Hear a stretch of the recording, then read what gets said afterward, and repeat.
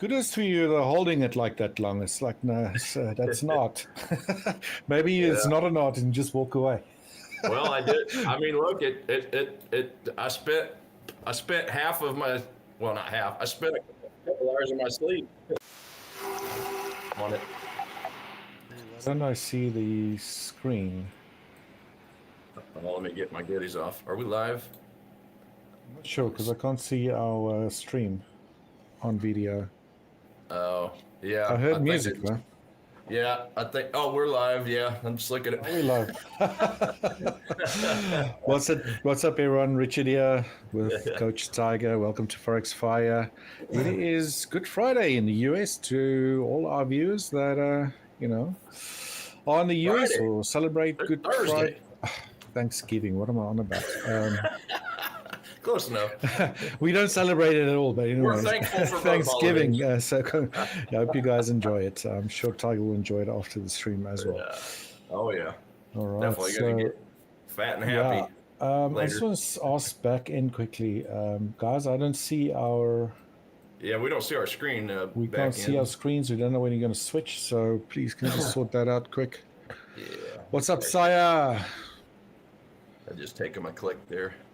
Oh, well, never mind. That's just my screen by itself. Yeah, so we just until we're getting our screens up here. Oh, there we go. Yeah, we're on now, Richard, you and I. I can see what we're doing. Yeah, I'll do the stream here with you this morning and spend a couple hours doing some work for Ola. At my mama's house, me and my sister. It's about an hour 15 minutes away, so we'll go down there and yeah, we usually have probably 30, 35 of us family members for the holidays, so we'll go down there and just eat a bunch of turkey, bunch of goodies, and I'll come home tonight. Stuff your face.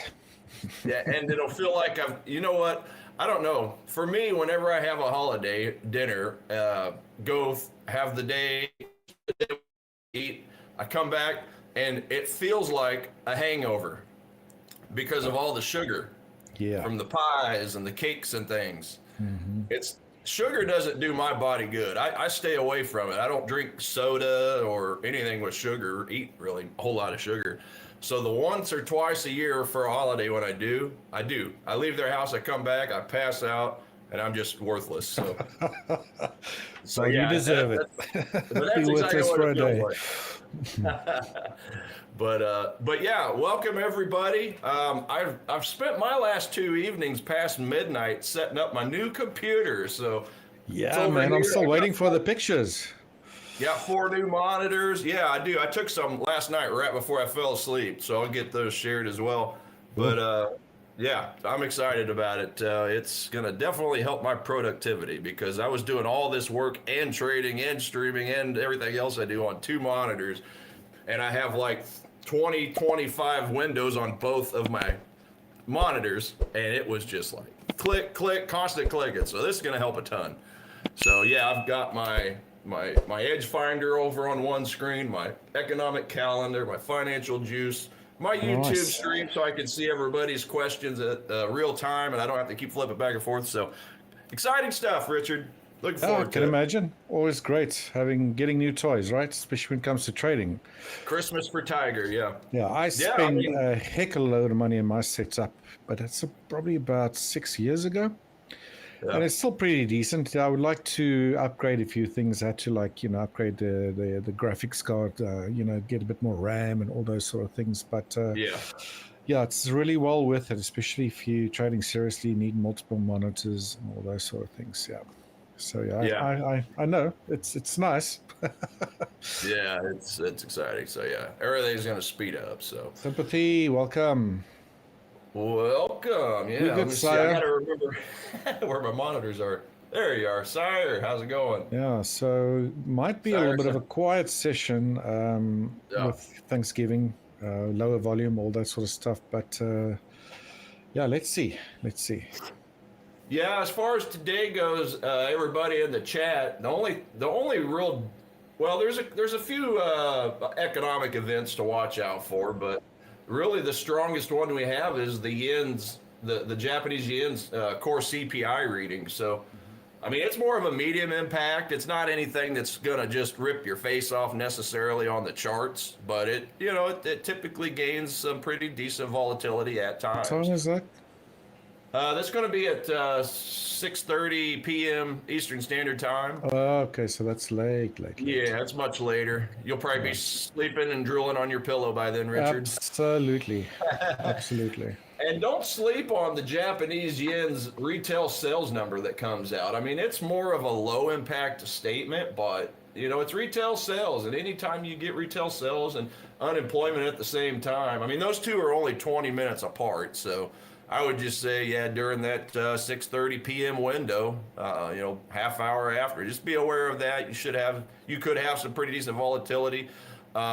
But again, it is Thanksgiving in the States, so everybody here is going to be eating and not even worrying about trading. So you'll probably see some pretty thin liquidity throughout the day. And just on that note, guys, the Forex market should be open as normal today and tomorrow. Obviously, tomorrow here in the States is Black Friday, so everybody's going to be blowing their money on all kinds of stuff they don't need. So yeah, thin liquidity today, perhaps tomorrow as well. And as far as the futures market, they're closed today, the futures and the stocks. And then tomorrow they're actually open normal time, but they close early at, I think, 1 p.m. Eastern time.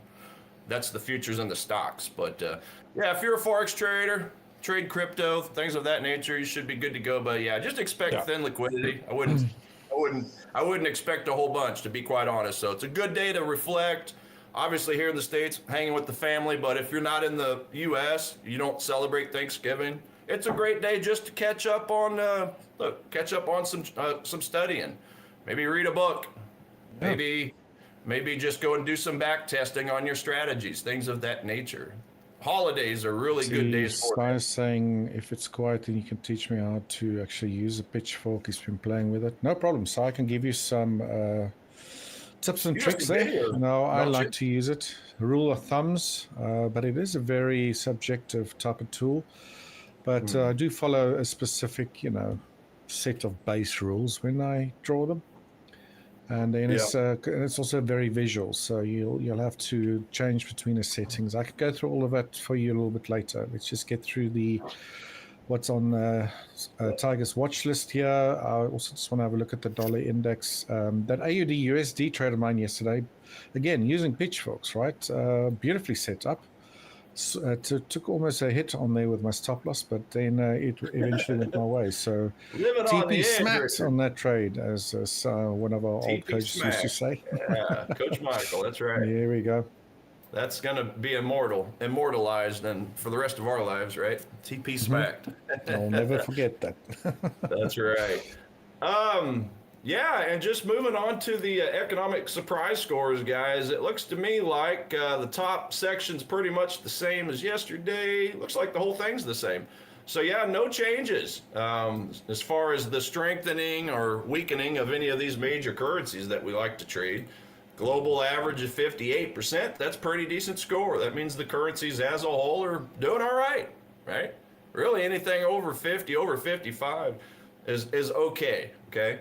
When you start getting down to the 40% and 30%, this bottom section down here, like we had about a month and a half ago, that's when it just starts to not looking good globally. That's economic underperformance. But currently we're kind of middle, but slightly outperforming as a whole. So yeah, Aussie still at the top, Canada dollar at the second spot, and then the New Zealand and U.S. dollar pretty close together for the third spot. So good stuff there. As far as the top setups, and then yeah, I'll get to my Aussie yen trade that I'm still in. By the way, back in, I still need to tell you guys that position so you can post it. So let me get that put up as well. Let me just do that real quick now. This well, that's the trade you're still in, right? What's that? The one you're still in. Yeah. I failed to post it yesterday, so long AUD JPY at, get that posted real quick. What was that? 100.738. 100.738. Okay. There we go, back in. So I got that now posted. Good to go. Okay, so as far as getting back here to the top setups, and then I'll show that trade real quick right after. As far as yesterday's to the right, today's over here to the left. Yeah, as far as the top scores, we still got Aussie yen at the top. That's the trade I'm in. It's no surprise. I just found a really good demand zone here a couple days ago because everything was pointing the way of the Aussie dollar. Again, it's 100%. Okay, it's 100%. It's 100% on the meter, and then the yen is one of the weaker ones. So Aussie yen number one, we have gained the Aussie Swiss in the second spot. So it went from +6 yesterday to +8. So it's strengthened. Now I'm in an Aussie trade already, guys. So I likely won't get in the Aussie Swiss as a swing trade, but I'll still look at it on a 5-minute time frame. Just a quick little intraday / well, I don't want to say scalp, but yeah, you know what I mean. A short-term trade. New Zealand. It's a dirty word for tiger. For some people, I mean, I don't despise it. I don't dislike it. I just know that, I don't know. It's not necessarily. There's a lot of negative connotation to it, but also, some people.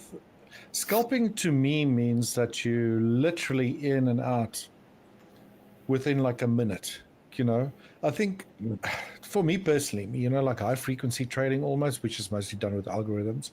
But if you actually do it with your own fingers, that's like in and out type of vibe, right? So I think if you holding for any period longer than that, I would say 5 minutes or so, then it's not really scalping, I would say. It's like you're getting in and you're holding intraday, and so I don't know.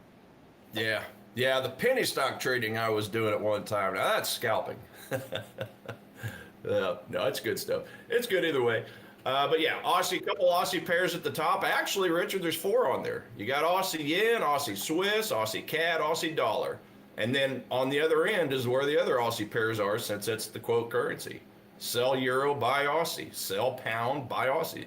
It's no surprise because, again, the Aussie dollar is exceeding expectations on all of its reports, literally every single one of them. So it's no surprise that those Aussie pairs are going to be at the top of my watch list. I just want to quickly address Shido's question. Oh, sorry, I answered him. Yeah, we're using TradingView these days. I think mostly everyone's using TradingView. TradingView charts, and then most platforms also have the TradingView charts integrated with them as well. So although what we're showing you here, we're just mostly doing our analysis on there. There could be some personal indicators and stuff that's not on the platforms that we use, but you'll see a little bit later if we get into a trade. We use Trade Locker, which has TradingView charts in it, right? So with the Trade Locker, that's the execution platform. So that's how you get in and out trades, as well as. Oh, did I lose you? Oh, right. So my chart's up there. Maybe I can just quickly show you that, Cheeto. So I'm also using TradingView to do most of my analysis. But, sometimes I can get so cluttered with all the analysis that I do that, I prefer to not draw too much on my execution platform. So if I have to switch to my execution platform, this is called Trade Locker. It's one of the platforms that you can get with Hola Prime.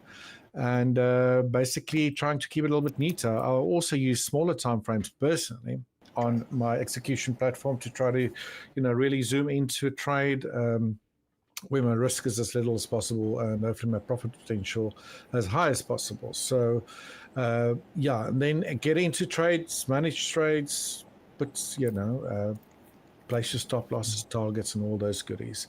So, that's what you're looking at. So it's exactly the same as TradingView here on Trade Locker. And I believe most platforms these days, an exception for, I think, TradeStation, Ninja Trader, Ninja Trader. What's the other one? They use other platforms or different chart software. But most of your Forex brokers, crypto brokers, most of these guys, and also some of the prop firms use a lot of TradingView charts. So there you go. I can hear you perfectly fine. But you disappeared off screen.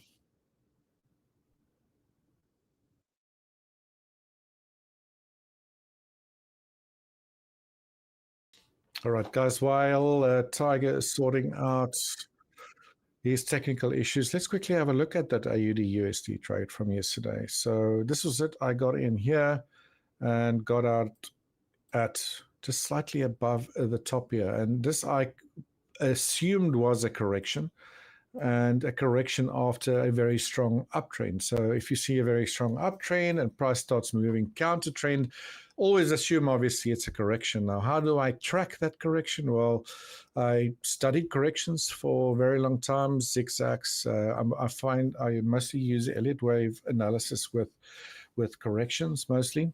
I think the theory around corrections from their side is extremely well, set out, although there's also obviously subjectivity involved with it. But I struggled a long time with Elliott wave analysis, went down that rabbit hole and just, couldn't figure out how to count things properly. And that's when I started using pitchforks. So pitchforks type of frames the price for me, or, provide some sort of a channel that price generally would move in, especially during corrections like this example over here. And you'll generally find that these corrections end at either one of your median lines. So after a very strong trend to the upside, price started moving lower, and it was around about yesterday before the Forex 5 session started, price was trading around about here somewhere. So I was saying that this could then maybe just be an ABC. So a zigzag correction. It's your most common correction when it comes to the markets. And typically when it comes to zigzags, they love ending, obviously, this in a bearish move lower, a bearish correction. They love to end at the lower median lines of pitchforks, especially your shift pitchforks. So that's how I identified that trade. It didn't actually hit that area yesterday, but we seen this very strong spike upwards, and I thought, damn, we're going to miss this, right? And remember, this pitchfork was drawn before price got here, right? And look what happened after that spike. Look at where it found resistance, right at that same angle, moved lower, and then bounced upwards, and that's when I got long. And what I would like to do generally is then get into a trade as low as possible if I think the correction has completed, and then very simply target the beginning point of my assumed correction, which was around about here, actually a little bit higher that I got out. So, if obviously you think a correction's over, then it should go to new highs or lows, depending on which direction you're trading. I'm back, Richard. Are you back? I think I am. Sorry about that. Those gremlins. Oh, I see you on the screen now. There we go. Those gremlins of yours got us there, or got me anyway. I got out the AUD USD, almost caught that bottom, and I'm out already. Obviously, now after the fact, should have damn hold this thing, but I was happy with that for yesterday. Just a quick day trade, so I could sleep overnight. But I'm thinking on the higher sort of time frames that the Aussie dollar is probably going to make much bigger moves, so to the upside. So. Yeah, there'll be multiple times intraday to try and get into another trade there. Chido, what's the difference between a pitchfork and Fibonacci levels? Pitchforks are basically, so they're used to expose the underlying symmetry, I would say, that's prevalent in markets. So to draw a pitchfork, you go to any platform I think that's worth its salt should at least have a pitchfork, in my opinion. If it doesn't, then it's pretty crap. But I've set mine here, and I've set my own sort of settings in it because visually it looks different than the default ones. So to draw a pitchfork, let me get my what's his name tool out. Maybe let me go to the other platform so you can see what I'm on about. Yeah, I already checked it. It's Arcus FX. I already answered that backend. Sorry, guys. I'm just having someone speak to me in the back here. I lost my chain of thought here a little bit now. All right. let's use a path tool. So generally speaking, if you have an uptrend like this, right? And you, let's say, round about here in price action, this hasn't happened yet, then I would use a pitchfork, anchor it at the beginning of what I think that trend is, to the first high, high, and to the first high, low, right? Now, there are different settings with pitchforks. You've got the Alan Andrews pitchfork setting, which was created by Dr. Alan Andrews. Some platforms call it different, like on TradingView, they call it the original setting. Now, keep an eye on the pitchfork on the right-hand side of this box. If I click original, you can see how the slope is much steeper than the other setting I was using, right? So quite often during trending markets, during your impulse phase, price will very often reach your upper median line, and even in between, before it gets there, it will start reacting to your center median line. This is your upper median line, this is your lower median line, the blue lines. These red lines here are just basically the lines that I drew in there, and they more there for markets that are very strong trends, or that massive, or corrections. So I also use pitchforks during corrections as well. Right, so it basically sort of forecasts, if you want to say that, the directional move of where price might be going towards, and very often you'll see price stay within the confines of those pitchforks median lines. And then when you get a correction, this is where my main focus is. Let's say price is doing this, right? You expect it to do that, but you, let's say, trading round about here in the middle, then obviously you could expect a little few corrections to occur during this phase, even the other phases, right? So it's during these phases that I also like to use a pitchfork, and I'll use the shift pitchfork setting like I did there in the AUD USD. Anchor it downwards, so against the trend, because it's a correction, using the first anchor point, that's the start of the correction, my first low, and then a lower high. And what I'll do there is use the shift setting. Right. Now you can see, if I look, keep an eye on this over here, if I go from originals, way steeper, shift is not as steep as the original setting. All right, it's because the anchor point, or the central median line of the pitchfork actually changed to a much flatter slope. So this setting specifically is way more better or useful to use with corrections, because corrections obviously not very sharp. They tend to, grind out to the downside, very overlapping in nature and so forth. And when you get ABCs or zigzag, your zigzags typically terminate at the low median line when a correction is moving lower against a bullish trend, and obviously the opposite when you're dealing with a bearish trend. Right, so Fibonacci is different. Fibonacci, you get extensions. You also need to select 3 points with your Fib extension tool, and it basically gives you extensive or extension ratios measured from your first move to the upside to where you anchored it. And there you got 100%, which is not a Fib ratio, but you got 1.382, 1.618, 1.786. 200, also not a ratio, it's just double the range of your initial measurement over there. Then you can go even higher than that, 2.382, 2.618, 2.786, during very strong trending moves. So if you want to use Fib extensions, and let's say you're dealing with a trend, then I will typically, let's say you're again trading around about here, if I would select the starting point of the trend, first higher high and then higher low, then I'll be keeping an eye on especially the 1.618, 1.786, and in very strong trending conditions, the 200 level, because that's typically where your next phase will move towards. All right, so you want to see how far that trend could potentially extend, if that makes sense. All right, retracements, also very useful.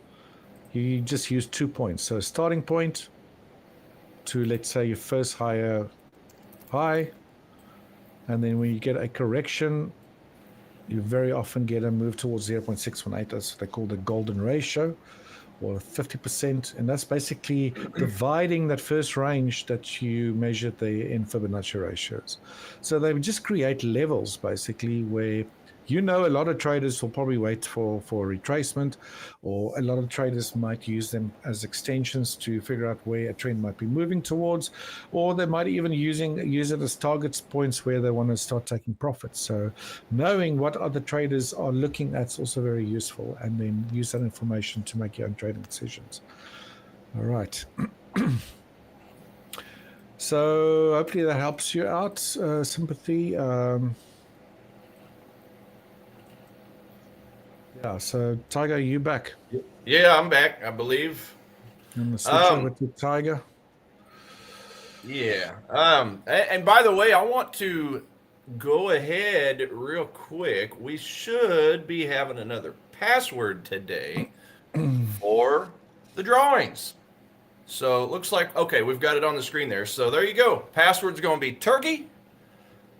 So just, yeah. I wonder why. Real creative for the day, right?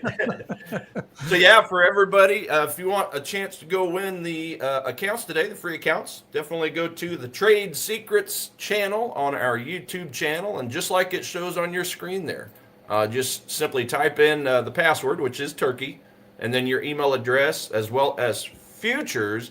And I don't have it in front of me, Richard. I believe today's is going to be one. Is it going to be another 5K and a 25K futures? Is that right? 5K Forex, 25K futures? I believe so. 25K futures, I think, during Adelina's session, if I'm not mistaken. Yeah, I believe it is. Yeah. So she's the only other coach, by the way, to all the viewers there. That's going to be on a little bit later. I think that's at 12 Eastern. Right? Yeah, I think so. Yeah. That's the winner. Okay, back in. Futures coaches are basically getting ready to stuff their faces with turkey. Hence the password. Yeah, I don't have it in front of me right away, but yeah, it should. I think that's what we got going on. 25 or 5K for Forex and 25K for futures for sure. I just don't know if we're doing one or two Forex today, guys. If you can help me, let me know. I don't have it in front of me here. I don't see it, but yeah. So yeah, just make sure. What's that? Yeah.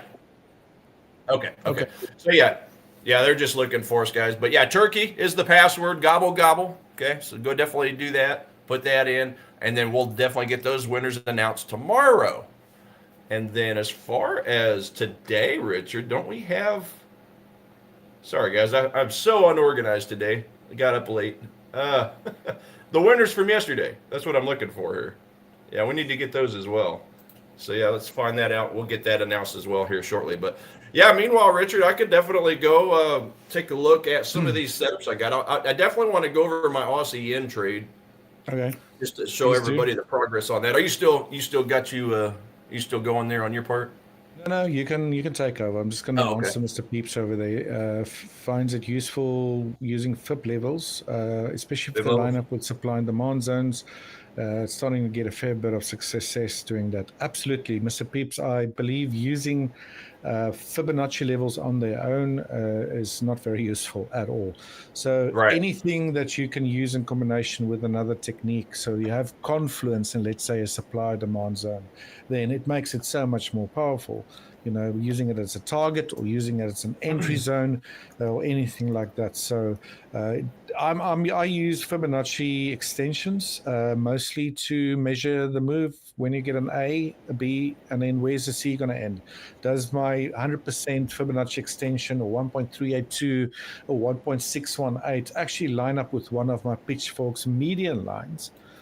And if they do, you've got a very high probability that price will move towards, they find resistance or support, and you could either use that again as targets or maybe entry areas. So the combination of different analysis tools, especially using Fibonacci, it should be used with something else, whatever floats your boat, in your case, supply and demand. Okay, yeah, and by the way, Richard, we're going to announce the winner during Adelina's session today, actually. So yeah, just stay tuned for her time slot, which, like you said, it is going to be at. I got that time right in front of me. 12. Yeah, 12. Yeah. Yeah, let me just double check So that. that's 7 p.m. my time. So 12 p.m. Eastern time. That's right. There we go. Eastern. Yeah. Yeah. So that's when the winner will be announced from yesterday's drawing, just so everybody knows. So yeah, good stuff. Good stuff. Let's see here. We got my screen up.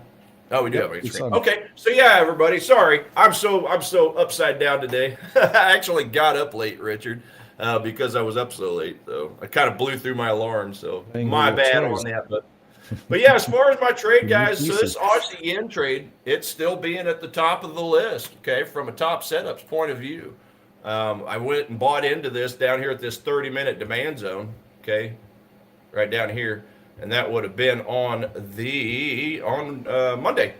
Yeah, first day of the week. That's when I love to get into these types of trades. I love giving it at least a few days to breathe and do its thing. Okay, make the move before Friday, before the end of the session, the weekly session, just so that I don't have to worry about holding it overnight and getting gapped the next Sunday. Sunday for me here in the States, but getting gapped. Right. But yeah, if you just scroll all the way out, I mean, we got higher highs and higher lows. Okay. Got that demand zone, came up, came back, bounced in, and she's off to the races. Now, I have to keep in mind this supply zone up here. Okay. So that's going to be a hourly supply zone. And that's about as sexy as it gets. I mean, that's just, if I could handpick the way I want all my supply and demand zones to look, when I go and buy or sell, short sell, that's exactly what I like them to look like.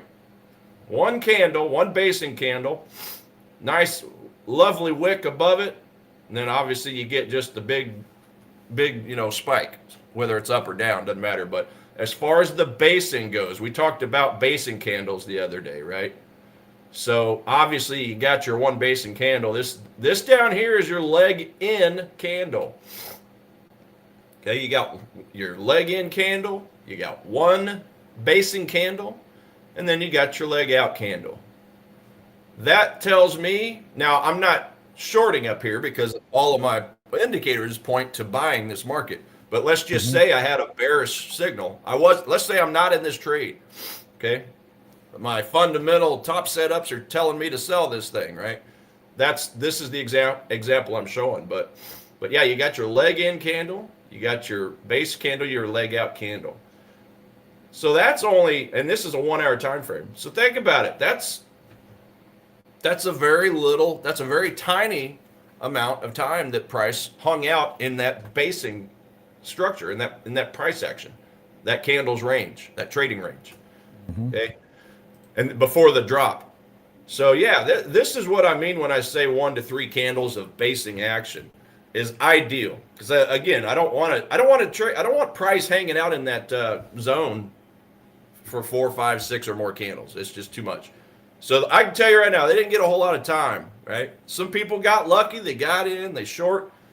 Okay, the sellers ended up winning right there, and that's why price dropped. So there's going to be people waiting for price to return to take the opposite end. Now there's still going to be people here, even though everything for me is pointing bullish, right? And there's still going to be people up here shorting, people that just look at technicals, people that single out zones. So yeah, great thought. I think it was Sire that asked about the fibs, right? So as much as I love supply and demand zones, right, I'm going to be picky. Yeah, I'm not just gonna short there just because it's a supply and demand zone. It's at least at bare minimum got to be at least in line with the trend, the overall trend. Because yeah, when you look at this thing, you scroll out, okay, that's a clear uptrend. Now I've got no interest using your sentiment analysis as well, right? Right, exactly. Yeah, the fundamental, the sentiment analysis. Yeah. That's obviously that's my direction.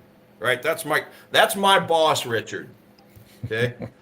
I'm done with the corporate world, but let me tell you, the boss is the boss, right? You got to do what they say. Well, mentally, I just tell the right side of your boss. That's right. So mentally, I just tell myself, my edge finder, okay, that top setups page I show you guys every single morning, the speed gauge showing the strengths of the currency. That's my boss. That's what I claim as my boss. I do what that tells me. And then obviously the chart is what helps me to time it. So, but anyway, just to get back to this, uptrend, demand zones only, ignore shorting in the supply zones. But because I bought in a demand zone, I have to be aware that there's going to be sellers up here. So that's why I put my take profit just below it, just a few pips below it. Okay, that's going to be these lines over here. Okay, so I've already moved my stop loss to about a 1.5 to 1 reward risk already. So worst case scenario, this particular account, it's a 50K account. Okay, 300 bucks. But best case scenario is 645. It's already at 1% actually. Look at unrealized. So we got a 1% trade profit on our hands, Richard. I like it. But yeah, on my other account, I believe it was sitting around 1,500 if I remember right. About 1,500. So yeah, I'm just milking it for all it's worth. I mean, I'm happy to get into this trade just because this is a holiday shortened weekend. I wasn't quite sure if I was going to find anything to latch onto, but this was the one that I latched onto, and it's taken off. So good stuff. Very nice. Yeah, and there was Johnny boy, what's up? Hey, Johnny. Taking a look over here at my chat. Yeah, let us know, guys, if there's any particular. Okay, Johnny, there you go. Aussie dollar. Yesterday, 5-minute demand zone took me out. Then I entered mainly 3-minute demand. Okay, it worked, but didn't hold. Got scared. Look, that's trading. That's trading. You just expect losses, right? I have about a 40%, 45% win rate. I expect losses. When I got into this Aussie yen, I was expecting a loss. Okay, it's just a mind game. Because if I'm winning at a 45% clip, that means I'm losing more than I'm winning. I expect that, right? So when you expect a loss, and that sounds counterproductive, that sounds like a negative tone, but it's really not. It's to help protect your brain because, think about it. In everyday life, we see red. What does red mean? It means stop, right? Well, here in the States anyway, stop signs are red, right? Green means go. That's our color scheme here in the U.S. I know it's probably different in some countries. Across the entire world is red. Yeah, I believe China has blue lights instead of green lights, if I'm not mistaken. Ooh, I think so. I think they take into account people that might be colorblind. But yeah, I digress. So yeah, the point is you got to get used to losing. Best Loser Wins, one of the best books I ever read. Okay, Best Loser Wins. I think I might have even mentioned that on the resources channel of Discord once. But that's right, you did. You have to get used to losing because nobody wins them all. Okay, anybody that offers you a 100% success rate course or trading bot or anything like that, right? They're full of monkey mud. So anyway, yeah, I expect a loss. That's just where I put my mind. And then obviously when I get the wins, it makes up for the small losses. Okay? I mean, unrealized 1,500. On my bigger account, when I lose a trade, okay, it's about 0.2%. I don't really risk a whole lot of 1%, 2% type risk amounts. I just don't do it. I don't need to. I'm in it for the long haul. So when I lose 0.2% of my account. Okay, sometimes I'll get up to 0.5%. Okay, so yeah, a 0.2% loss on my bigger accounts, $500, right? 12%, 0.5% is gonna be $1,250. Okay, it's a 250K account. So anyway, just get used to losing. Not a big deal, Johnny. Remember, you're not losing anything. It sounds so weird when someone says, just get used to losing. That's definitely not something you'll tell your sports team or something like that. Yeah. That's why trading is different. Like, look, trading lingo. Just get used to losing, guys.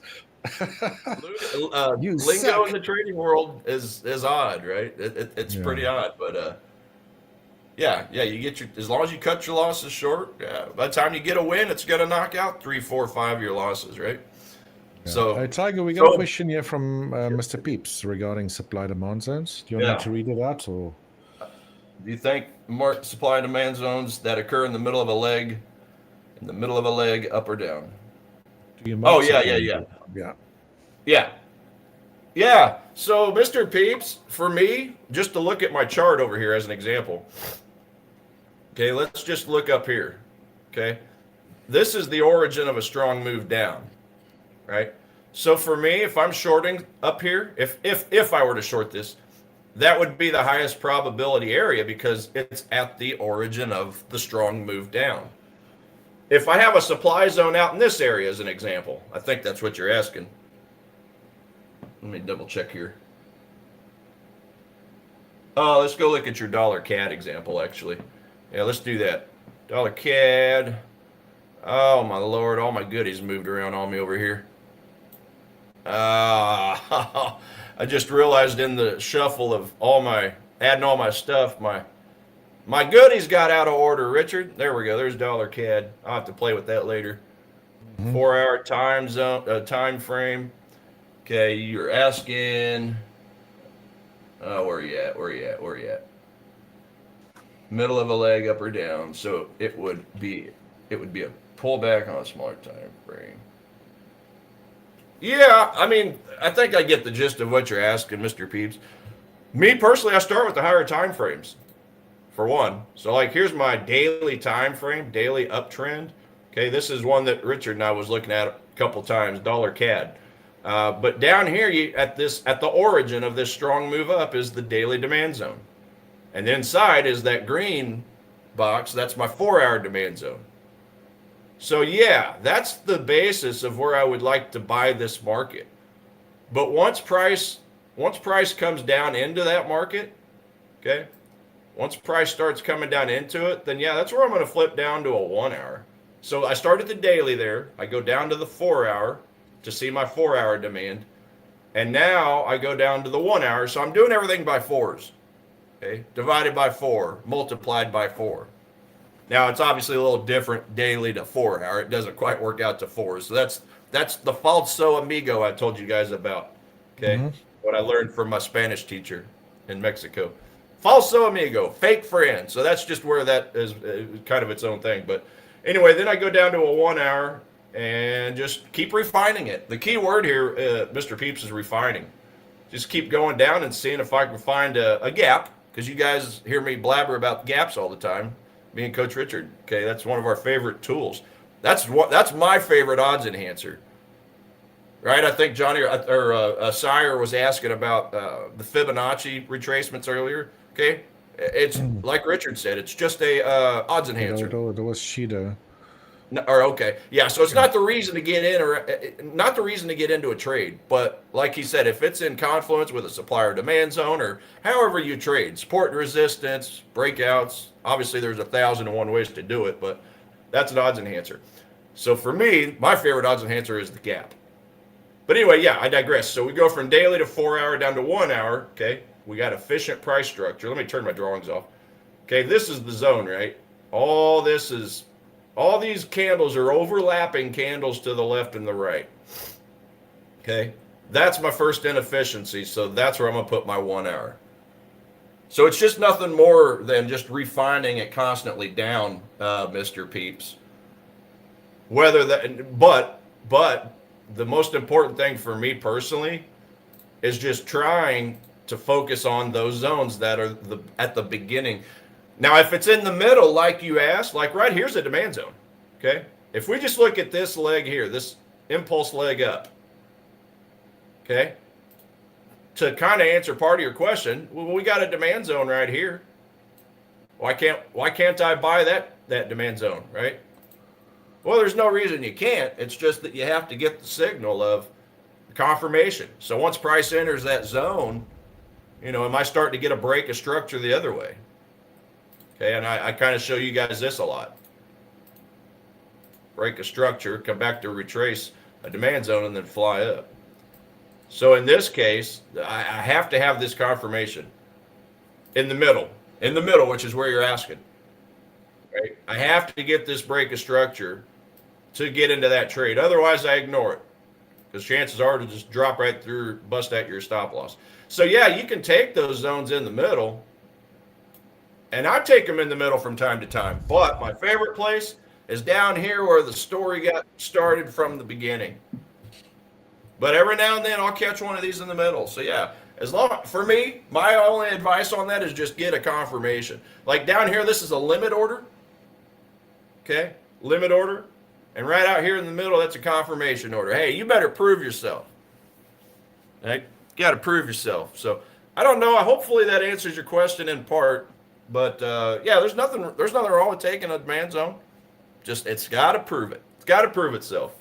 Absolutely. I give this one the benefit of the doubt because this is the one that got the show started to begin with, all the way down here. So let's see here. Tiger, I just Yes. want to talk through a trade I might take. Ooh, get it. AUD, US, NZD, sorry. Aussie in New Zealand. The biggest scheme of things, I think we are dealing with a corrective pullback after this very strong trend to the upside. Looking at a 4-hour time frame, you can see even here I've got a pitchfork. Love swinging pitchforks in the direction of a trend. And if I get a counter move, I assume dealing with a correction. First correction I always revert to, thinking that that might be underway, is a zigzag, right? And here you can see anchored my first point that you need to select when you're using a pitchfork at that low, high there, sorry, which I think was potentially a third wave high. So I'm thinking this is a fourth wave sequence lower with one more move to the upside in the cards. We could make it lower than here. That's definitely still a possibility. But what I like about a potential trade here is the pitchfork sloping to the downside. I know that your C waves, let me just mark this, if this is a zigzag. Can never tell. You only know after the fact, right? Right. It hit the lower median line of a shift pitchfork on 2 occasions, yesterday and recently now again. It's also nice about this move here. It's a 5-wave sequence, 1, 2, 3, 4, and 5. So I'm willing to take a stab at this and leave it overnight if I don't get stopped out, and maybe close it by tomorrow if I'm still in it, right? I probably won't want to hold this over the weekend, so I might set a target run about the center median line over here. You can see how it previously acted as resistance. And again, this pitchfork wasn't just drawn right now, guys. I've had it here on my chart for, when was it? Since the 20th. So that was last week. All right, as price moved lower, expecting another decline. We had a sharp drop, and quite often you don't just get a V-shaped bottom with price going back up. You do, obviously, but it's not that often. So when you get a counter trend move, expect another decline. And this is where I'll also use my fib extensions. With A, B, C's, the C wave generally travels the same distance as an A wave. So let's quickly have a look at that. If I measure from the start of that correction, which I again assume is a correction, to the end of what I assume is an A, to that B wave over there, then price got very near to that 100% extension. So it didn't really reach it. Does it have to reach it all the time? Definitely not. Okay.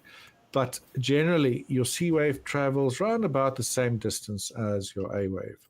So since price now hit it the second time around, I think this would be at least a good time to execute my first attempt at this. If I'm wrong, get stopped out and we move even lower, then I've got these higher median lines, or higher time frame median lines that I've drawn stretching back all the way since 2020. Okay. Right. So that's dash median line sloping to the upside then might be a target area that price might want to test first if I'm wrong about the first trade. All right. So that is my thinking there. So back to you, Tiger. I'll first have a look here on the side, and if I do decide to get in, I just wanted to give a rundown of what I'm looking at and why I want to do it. I think it's very important rather than just trading, so that you guys understand what it is I'm looking at. Exactly same with Tiger, right? So there's obviously a reason because you want to get into a trade and not just willy-nilly go and press a button and hope for the best, Yep, So that's there we true. go. Yeah. Hey, Mr. Peeps, I'm going to show you a trade idea that's actually close to what you were asking about. Yeah, back in, if you can, flip it on over to my screen when you get a shot. Because, yeah, I mean, I've basically found a demand zone hanging out in the middle a little bit. Okay. So now it's kind of subjective. It depends on what time frame you're looking at. For me, just going out to a higher time frame, it's in the middle. Okay, but it's because I'm getting some really good confluence. So yeah, I'm going to show you guys that here in a second whenever my screen pops back up. Okay. There we go. Yeah, so just going all the way out to a daily time frame. Obviously, there's a few different ways of looking at where the beginning of this, where the swing low is. Okay, you could look at this over here as the swing low. You could look down here as the swing low. For me, for the context of this particular trade idea, it's on the dollar yen, by the way. It's going to be here. So I'm kind of looking at this as the swing low for this part of the leg right here. So if I go down to a 4-hour time frame and look at my same swing low I was talking about, now I do have a demand zone down there. Okay, so that's going to be one I'm going to keep an eye on as well. But I've got a daily 4-hour confluence hanging out here, a little bit in the middle. Okay, so we got rally, base, rally, right? So this over here would be your drop base rally, but right here is your rally, base, rally. So hanging out in the middle, right? Obviously, my favorite zones to trade are drop base rallies or rally base drops if I'm shorting a market. But I'm not opposed, like I mentioned earlier, to buying into a drop base drop type formation or selling buying a rally base rally, short in a drop base drop, right? I know it's a lot of fun lingo, but yeah, I've got this daily 4-hour. So it's a 4-hour demand zone with a really nice looking gap coming out of it. The yellow or the orange box or yellow box is going to be my daily zone. So if I get a confluence like this hanging out in the middle, I'm not opposed to taking that trade. I'm excited about those types of trades. Yeah, there you go, Mr. Peeps. Yeah, and I think you were asking about dollar CAD. What time frame was that again? I need to double check on that. Yeah, because I wanted to look at that a little more in depth. Mr. Peeps, Mr. Peeps, Mr. Peeps, Mr. Peeps. Yeah. Well, nevertheless, though, the dollar yen is given a perfect example of that. But it doesn't matter. I'm just showing you guys these time frames. You can put any sets of time frames on this exact example. As long as your higher time frame is given a good confluence, in my opinion, that's what's my favorite confluence is the daily 4-hour. So yeah, I'll definitely take that by all means. In fact, I've got an alert set right there. So it's not too far away, Richard. This might be one of the next trades I potentially look to get into. Nice. If we get this little drop. Now we got a double bottom. Yeah. Okay, right here. Got a bottom action in here that's already kind of touched the daily, but I'm more interested in the 4-hour zone getting hit, which is going to be this green zone right here. But yeah, we got a drop. We got a bottom and a bottom. So think about this, guys and gals. If people are buying here, okay, they've got to put their stop losses down here. If people buy in over on this area, they got to put their stops down here. So there's going to be some sell orders just chilling right here, which turns into their liquidity. Mm-hmm. You got some good liquidity down here from these buyers. Their stop losses. Okay, opposite of a buy order is a sell. So this is what the banks and the whales and the tigers of the world need to feel their orders to go up. All right. Sell orders mixed with unfilled orders over here. That presents a potent combination. But you got 4-hour traders watching it. You got daily time frame traders watching it. And that white line means that there are, 1 hour, I believe it was. I have to go down here and look. Okay. Trying to get as many people into my club. Club Tiger, right? I'm trying to get as many people in my club before I go make a move. So if I see a gap here, which I do, okay, that's a 1-hour time frame. And then obviously I can just go down through the list, 15-minute, 5-minute. As long as I see gaps on those time frames, that's just another reason to go and pull the trigger on this trade. It's just an odds enhancer. Again, gaps, inefficiencies in the market, having those gaps, that's an inefficiency. So that's an odds enhancer. I tried. I just check on my little checklist. Hey, am I getting the 4-hour traders? Am I getting the daily traders? Okay, check. Am I getting the 1-hour traders, the 30-minute traders, the 15-minute traders, on down through the line? If I'm seeing gaps on most of those, doesn't have to be every single one of them, but at minimum, I have to have a gap on a daily time frame, a 4-hour time frame, and either the 1-hour or the 30-minute, because sometimes I won't see a gap on the 1-hour. Okay, I'll see efficient market, but I go down to a 30-minute. That's my cutoff. If I'm not seeing an inefficiency, okay, if I'm not seeing that acceleration gap on the 1-hour or the 30, I'm not interested. Obviously, the daily and the 4-hour is going to be the most important. But for me personally, I got to have at least 3 higher time frames, what I would consider higher time frames. And again, we're going by 4s, right? So daily, 4-hour. From 4-hour, I have to go down to the 1-hour or the 30. If I don't get 3 inefficiencies, I'm out. I'm ignoring it. So yeah, Mr. Peeps, just to pile on to what you said, I am very picky, and that's just 12 years of experience studying supply and demand zones, right? I've seen what works and I've seen what doesn't work. So hopefully that helps you guys out on that. Be picky. Yeah, be picky with everything. I had a instructor, one of my mentors, he calls himself a retired trader. Okay. A retired trader. So that's the way he has his mindset, and it makes sense to me. In other words, be retired.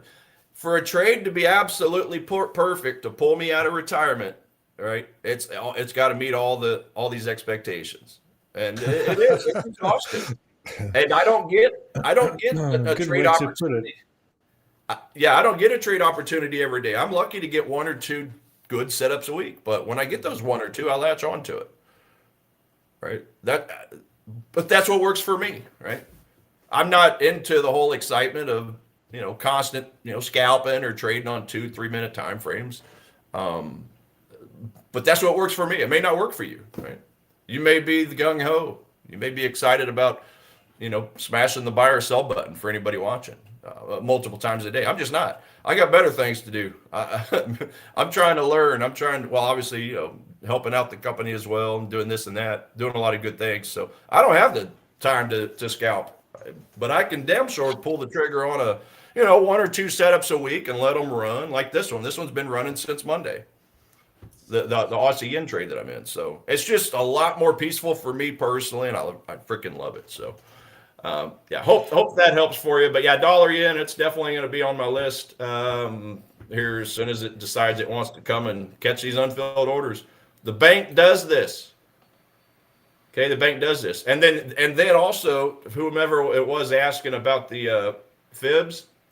Okay, this is a good opportunity if I'm just looking for one more excuse to get into a trade, which I hardly do, because again, I'm a retired trader. Remember, it's got to look absolutely perfect. But if I really like a trade because the fundamentals are screaming at me, they're plus 10, plus 11, plus 12. Let's pull out the fib and see where those retracements are going. Okay, that particular demand zone is chilling out right in that golden zone, that 50% to 61.8. Okay. It's the zone that everybody, talks about and raves about. Sorry for interrupting. Can we switch to my chart quickly, please? Yeah, absolutely. Right. So a very, very messy chart trying to fine tune an entry here. AUD, NZD. I showed you on the higher time frame why I want to get into this. We're actually getting a nice little pullback here. I'm getting it. I'm trading 1 lot. Ooh, get it. All right, so stop loss is below the start of this move. Again, if you look at the higher time frame,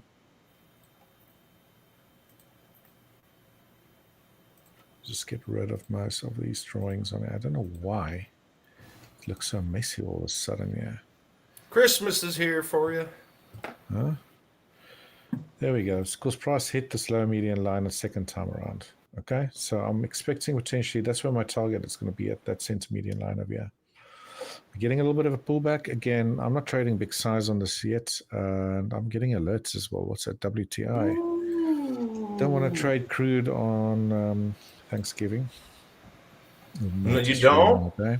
You don't want to trade the problem child on a holiday, I Richard? made my money with WTI earlier this week. Remember Monday I took that nice trade? Or was it Tuesday? I don't even remember. But yeah, so, okay, I'm just talking through what's the reason. That was the reason.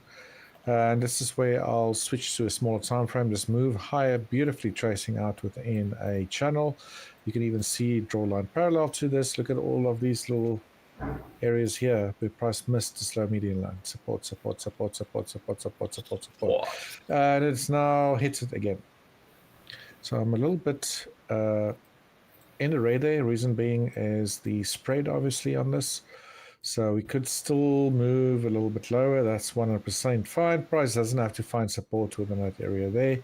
But I'm sloping a channel lower. And obviously the largest channel tracking the move upwards. So this might be an A, a B, a C. That's at least what I'm hoping for.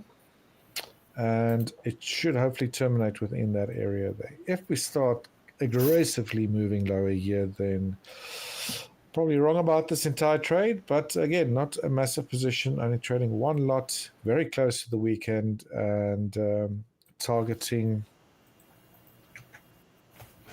that area over there. All right, so I'm in IOD NZD. I'll update the position board shortly to the back end so it can show on screen there. And that's my trade for today. Been waiting quite a while for IOD NZD to set up, so hopefully this is it.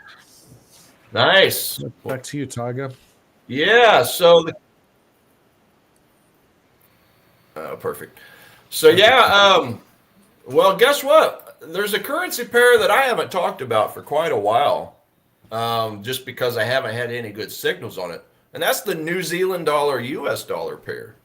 Okay, so this is on my bullish list, Richard. This is the first time it's come out of hibernation, out of the neutral, out of the neutral scoring slots for probably a couple months. It's been a while. Haven't seen it, but yeah, it's a +8. So let's take a look at the New Zealand dollar US dollar. I'm not biased to any particular currency pair, guys. I go with whatever's giving me the strongest fundamental and sentiment analysis reason. But yeah, it's nice to see the New Zealand dollar poke its little head in. So if we look at this thing from a daily time frame, okay, first of all, it's giving me a bullish signal, right? Now, if we look at the daily time frame, okay, we got nothing but lower lows and lower highs. So ordinarily, I personally would want to wait for this thing to establish a low somewhere and then at least start seeing it curl around, right? Like this. To then wait for a demand zone on a retracement and buy in this area, right? But what I like about this pair is the fact that, well, number one, we are at the bottom of this curve, okay? So if I'm looking at this higher time frame curve analysis, okay, it's a big swing low down here, by the way. Okay, swing low, swing high on a weekly time frame. Okay, this is where I start my technical analysis at all times. Like you guys hear me blabber all the time about 4-hour daily demand zone confluence, right? Well, daily is my trend. That's where I'm verifying the higher highs, higher lows, lower highs, lower lows, etc.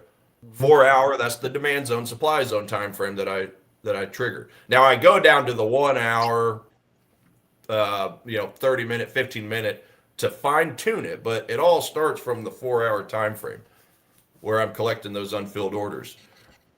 But I don't talk a whole lot about the curve analysis. I do that on a weekly time frame. So the order operation for me is weekly, daily, 4-hour, right? And then fine tune, within that 4-hour demand zone, supply zone. Mm-hmm. So anyway, curve analysis on this is saying I'm buying now at the bottom of the curve. That's a good thing. That means I'm buying at one hell of a discount for the New Zealand dollar. Talking about this swing low to the swing green high. Area of the Hungarian flag. The Hungarian flag, the green section. Guys, remember on the Hungarian flag, you got red up top on the top third. You got white in the middle third, and you got green at the bottom, right? That's right. That's why I love that flag so much, because that's where everything starts from the higher time frame analysis, top-down analysis. Okay, yeah. So yeah, this tells me I'm buying at the best discounts possible. Typically, don't want to diddle in the middle. That's the middle section, right? So I break that rule a lot, just because there's only right now about 2 or 3 currency pairs where this is actually correct, where this is actually accurate. New Zealand dollar just so happens to be one of them.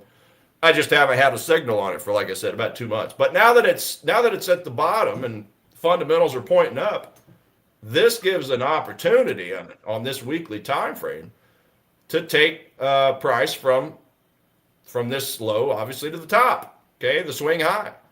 So that's a lot of pips.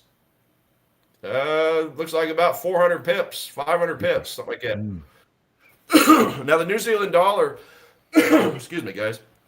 The New Zealand dollar, US dollar pair doesn't move a whole ton. In fact, let me double check the ATR on this thing. Yeah, 40 pips, or 48 pips, I'm sorry. 0.448, so that translates to 44.8 pips. So that's how fast it moves on a daily basis, 44 pips. That's pretty slow. Right. Very slow. So to have 500 pips, well, let's just calculate that. Okay. From here, let's just say from here to this top up here. Okay, so that's 350 pips, but yeah, 400 pips, depends on where you measure it. So yeah, I like it. This is where a position trader would start paying attention to this. So think of a long-term swing trader / position trader. You're going to have people piling in down here. You're going to have banks piling in down here typically. Buy and discount, sell at a premium. So now that I've established that, I go to the daily. Yes, I still have lower lows, lower highs. I do have a brand new higher high though. Okay, here's a high, here's a higher high. What I like about this trade is the fact that it's already bounced into a demand zone from way back here. Okay, zones don't expire as far as I'm concerned, right? But back here, you have a gap. Okay, here's your gap.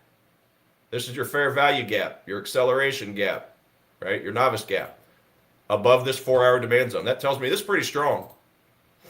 And then look at the volume down here, okay? We had a volume spike on that leg out. So got a lot of reasons to be excited about this area.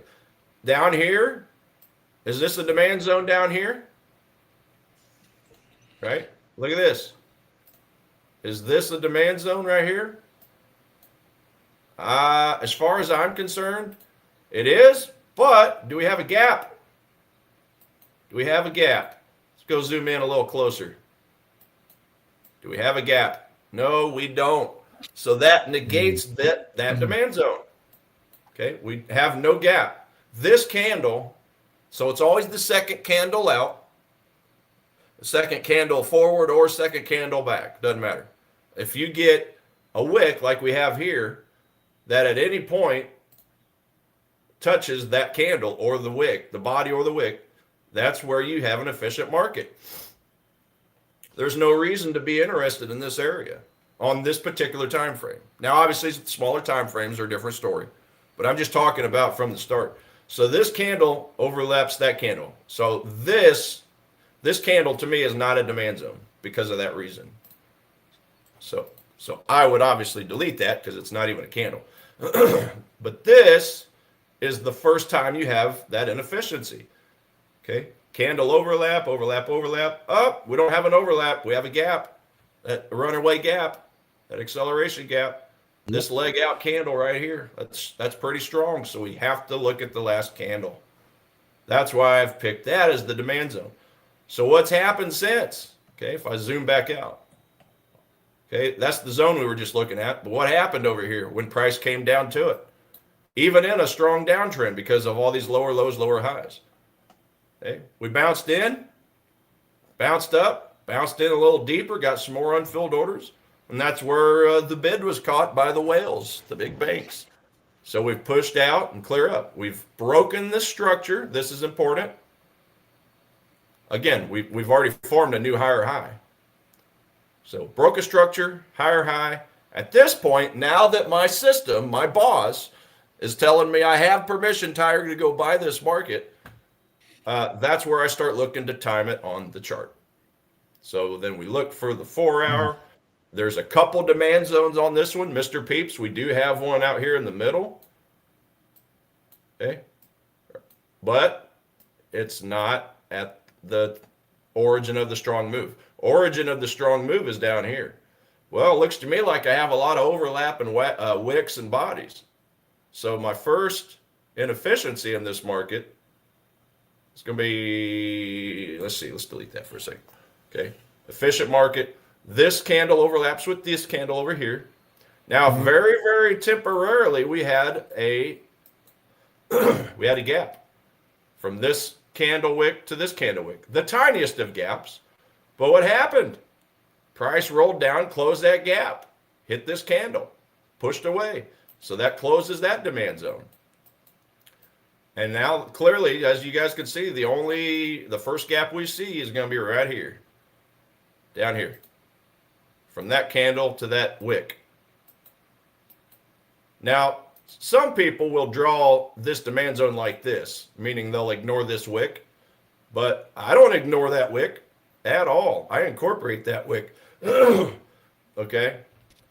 And then obviously you just kind of connect all that. We got a zone. Again, one of the awesome things about supply and demand zones, unlike support and resistance lines, is that we don't have to be exact on pinpointing an entry. We could just buy in the zone anywhere, and it's a zone Give trade. it space. Exactly. Gives you space. It lets you breathe a little bit. It gives you time on a smaller time frame to see that curling around effect to get that break of structure on that low time frame. So I love that. But yeah, that's my first inefficiency in the market, from here to here. Cool. Okay, there's my gap. There's my acceleration gap right there. From this candle to this candle right here. And by definition, that means this is the strongest demand zone in this leg, and we're going to hook up an alert to it. Now, I'm going to do this. When you're done with the NZD USD there, can you just have a look? Johnny Boy's got another question, but this time on the NAS 100. Sure. With supply and demand zones, so maybe I'll read that out for you. Sure, you go yeah. over that. I also got perspective on that, actually lining up nicely with my market geometry. So we'll get to that shortly, Johnny Boy. Yeah, absolutely. Yeah, I'm done with this in just 2 seconds. So yeah, just to finish this piece up on the New Zealand dollar, guys, I'm going to put my alert out here. Okay, this goes back to Mr. Peep's question about zones in the middle. I'm going to keep an eye on this area. This is my favorite area down here. This is prime grade A trade, double A trade, triple A trade, however you want to classify it. This one is my backup. I'm going to lighten the green just a little bit. Okay, I'm going to watch and make sure I get that confirmation. And I got a lot of white lines here. I'll clean it up here in a second. Okay, we've broken our structure. So I'm going to go ahead and steal that line over there to show you guys. And then this white line down here, by the way, that's a smaller time frame. That's a 1 hour confluence, like I said, daily. Depending on the time frame, it's three confluences. So yeah, we broke this structure. Okay. If we come back and hit a brand new demand zone in this area, guys, it's game on. Okay. This is the trigger right here. This right here is the trigger. If that all works like that, which goes back to my pickiness, Mr. Peeps, if that all does that, I'm game to take this middle demand zone.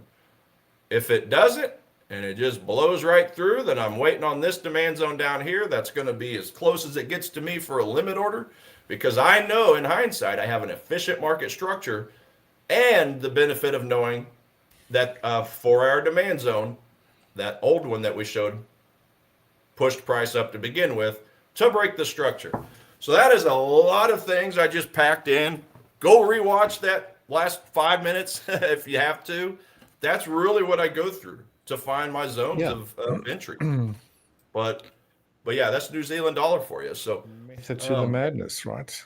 Yeah, it's the madness. But I'll tell you guys, as complex as that sounds, it's second nature to me now. It's just like anything else. You start a brand new job, or you start college or whatever, okay? It's overwhelming. It can be overwhelming. Trading is overwhelming. But after you just put in the days and days and hours, right? Get your 10,000 hours of screen time over with as fast as possible, right? I think I'm probably up in the 25,000 range now, but yeah, just get that first 10,000 out of the way.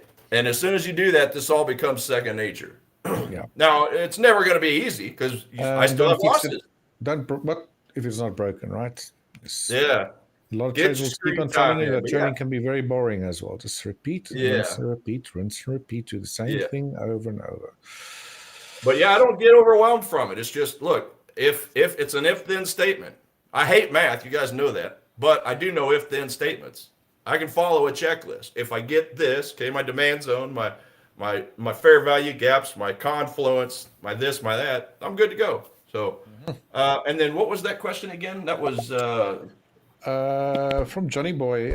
So my last setup I wanted to ask you guys about is on the NAS 100. So he's looking at a 25,521 region for a supply zone on the daily. So according to Johnny Boy, seasonality is bearish on the 1st of December. And if the valuation is overvalued, this would be a really good setup to trade towards Johnny or short potentially. So he's probably looking at a move into there, maybe take a short, right? So that's when Tiger's done with his supply and demand zone analysis, I'll also show you I've got some market geometry all lining up in that area. So it could be a potential target area intraday, and then maybe strong resistance if price does get there. Let's see here. I'm trying to find my. I got to get used to where all my screens are. Yeah, you mentioned seasonality, and that was for the NASI. So let's see. I'm just looking at it over here on my other screen. NASDAQ for December. Let's take a look. You said the seasonality is typically lower. Looks to me like it goes up. Yeah, you know, you've got to be careful as well when it comes to the indices, Johnny Boy. I'm thinking it's looking at seasonality per day or per week. Be careful if you're thinking about the whole month, because you generally get your Christmas runs or your Santa rallies as well. So Santa be careful, Claus rally, that that's happens right. quite often as well. So, but by the looks of it, you mentioning those specific dates, maybe you got something that's indicating it as towards, maybe on the day. Oh, December 1st. Yeah. Well, December, yeah. Yeah, because for how long, that's the main thing. Yeah, you might guys, not get a Santa rally this year. Who knows? I don't know. Yeah, I mean the U.S. indices typically get it when you look at it on like a 10-year basis. Yeah, I'm looking right at the seasonalities off screen over here. They're all pointing up. Now that doesn't mean it's going to hit, right? Yeah, all the out of Bitcoin those people 10 years spraying where for a Christmas rally at the moment. Yeah, exactly. Out of those 10 years where it went up, yeah, there was probably 1 or 2 years where it was down, right? So yeah.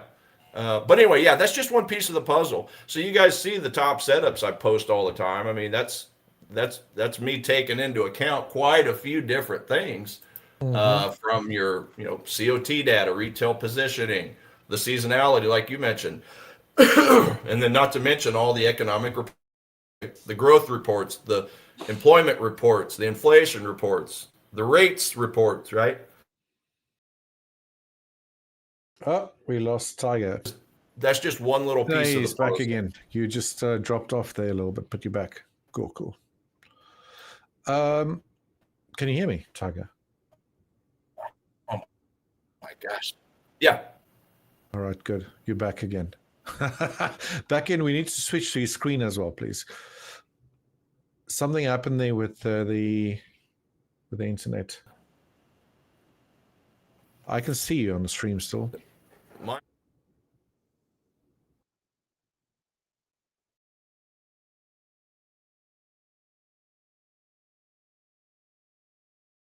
All right, I'll continue quickly. We got about 10 minutes. We'll see if Tiger comes back up. I can hear you, Tiger, but yeah, maybe just log out, log in again. Hopefully get you back before we finish the stream here. All right, so you're looking for a short, Johnny Boy. I'll quickly run through the NASDAQ here. I don't know if you've seen this the other day, but again, just using market geometry, I've had this channel that contained price on the NASI really, really well for a long period of time, right? And then I basically just copy and pasted that same channel and pasted it to the bottom end there. And lo and behold, what happened when price reached it the first time?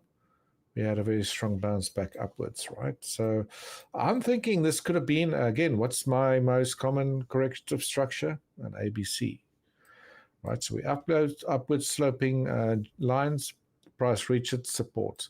We also have pitchfork tracking the decline, right? What had happened when it hit the lower end support? So we get confluence here between two different angles, one sloping upwards and one sloping downwards, also using different tools, right? So I think what was also cool about this, if you use a FIP extension, this move lower traveled the same distance as that initial move, which is typically what ABCs do.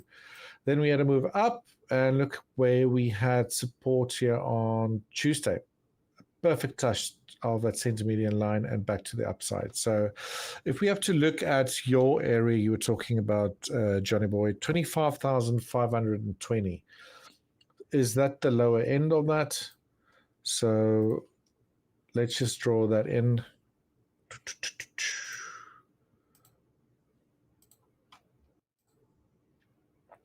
Let's make that red and change the coordinates. So the lower end, 25,000, what was it? 521. So that's the lower end of, I believe, your supply zone, right? And where does it line up with? All these market geometry lines, right? That we got this one, support, support, support for ages. Support finally turns, price finally breaks below it. What does it do? Axis resistance. And that's right there where you got that lower end of your supply zone. So if it makes it into there, I think that's probably a good area to think about, you know, a potential, I would say, top in the bigger scheme of things, but we're an area where resistance will very likely step in. If we do get a decline on Monday, then I'll be looking again, in this case, using market geometry again for support at a retest of this upper median line. Like it did previously at the center median line, but this time the upper median line. That's around about 25,100. Depends, you know, where price opens at 25,000, even lower, right? And then maybe make it into that area. So, yeah, that's what I'm seeing there. Are you back, Tiger? Yeah. Yes, sir. And I see the supply zone he's talking about now. So, yeah, I can. All right, let's switch to yours. Give us we got 7 minutes. A summary of your stuff. Perfect. Yeah. So his supply zone's up here. I need to actually type it in again. 25,521. It's the yellow line, by the way, just so everybody can see that. So here's your line, the yellow line, Johnny, I believe it was. So yeah, your supply zone's up here. I like. Here's a couple things about this. So I like it if you're just looking at it from a technical only point of view, because if we go all the way out to the daily, okay, daily time frame, your supply zone is inside of a daily supply zone. That's a good confluence. Mm-hmm. If we go down to the 4-hour time frame, okay, it's hanging out in a 4-hour zone as well. You got a couple 4-hour zones there.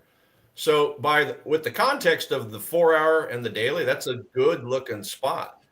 The only thing I would caution about is the fact that if we take a look over here in this most recent up leg, and it's no surprise because NASDAQ is still giving a bullish signal. It's been a signal forever, but at some point it has to ebb and flow, right?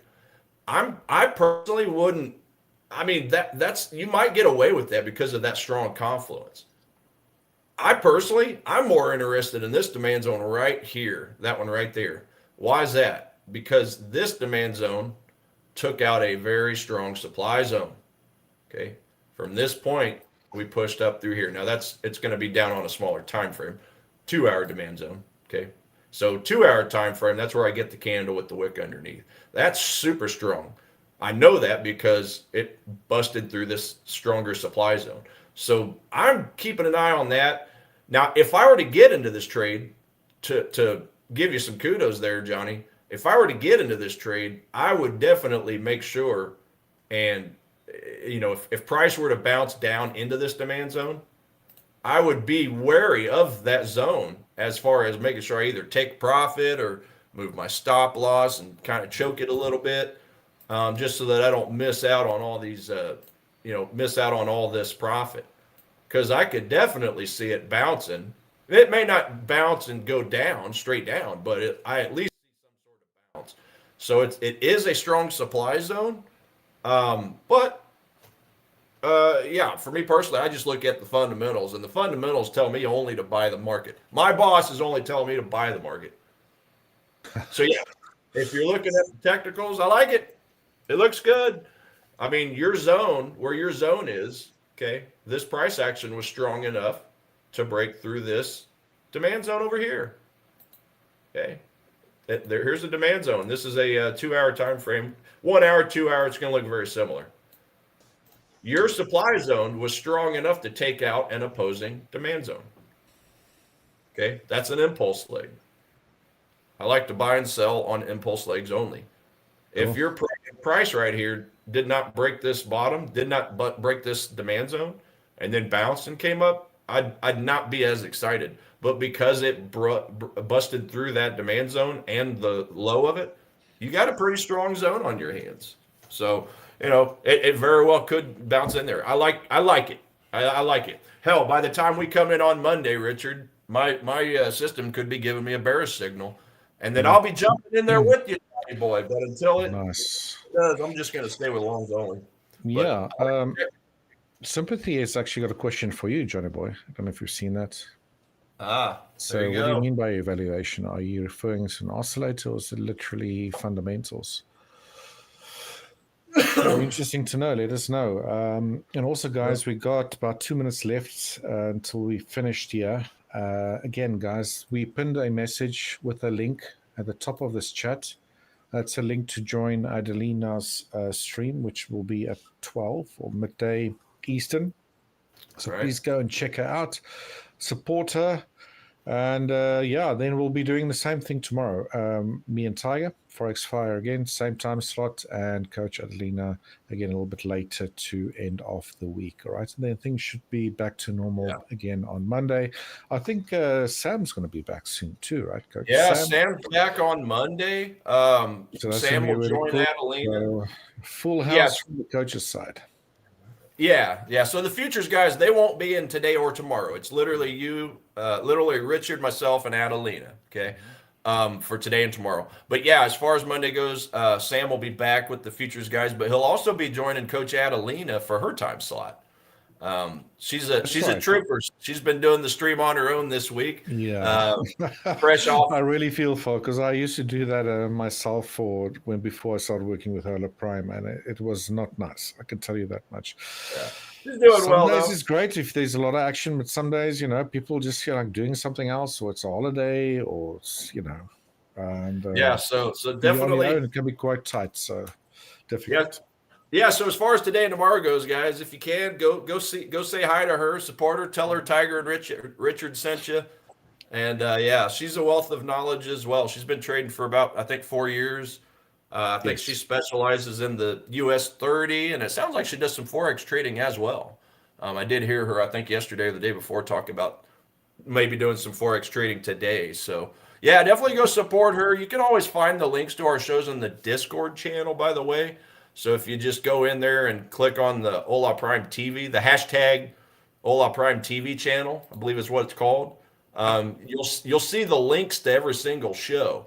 Now, I also, just so you guys know, on that note, yesterday I went in there and posted the time slots for all of the shows. So definitely go check that out. I posted it in the lounge channel, but I also posted it in the where the hell's it at? Oh, it's on here somewhere. I got so many channels on here. Where's it at? I don't know. It's on here somewhere. Anyway, hashtag Hola Prime TV. That's where you can find it. Good stuff. Good stuff. Yeah. All right, guys, that's the end of the show this morning. Tiger, drive safe, bud. Enjoy your Thanksgiving. And I'll then I'll see you again tomorrow. Adios. Yeah, and I'll have all my stuff situated so I'm not pausing so much. I just have to learn my setup, and then I'll be a little more fluid for everybody. So apologies to that. No worries. I'll grow into it. Cheers, chat. Have a good one. Cheers. Have a good one. All right. Later. Hola Prime. Trade with transparency.